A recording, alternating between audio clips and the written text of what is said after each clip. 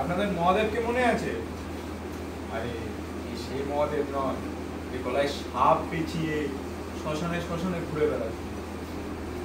এ হচ্ছে দুর্জনপুরের একজন ব্যক্তি, শিক্ষিত ব্যক্তি কিন্তু। আচ্ছা, দুর্জনপুর আবার কি কোনো গ্রামের নাম হতে পারে? হ্যাঁ, তাই পণ্ডিত জওয়াহরলাল নেহরু বিরক্ত হয়ে এই দুর্জনপুরের নাম বদলে করে দেয় সজ্জনপুর। এই মহাদেব শিক্ষিত ব্যক্তি, এনার কাজ কি ছিল জানেন? এনার একমাত্র কাজ ছিল এক পোস্ট অফিসের পাশে বট গাছের নিচে টেবিল পেতে বসে গ্রামের নানা লোকের চিঠি লিখে দেওয়া। একটা মজাদার কাণ্ড শোনায়।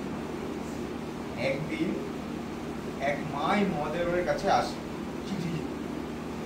তার ছেলে চাকরি পেয়ে এই গ্রাম ছেড়ে শহরে চলে যায়। আর মাকে টাকা পয়সাও পাঠায় না, দেখভালও করে না। মহাদেব একটু সেন্টু দিয়ে এক চিঠি লিখে পাঠায়, ব্যাস তারপরে কেল্লা ফাতে। পরের দিন থেকে ছেলে আবার মায়ের দায়িত্ব নিতে শুরু করে দেয়।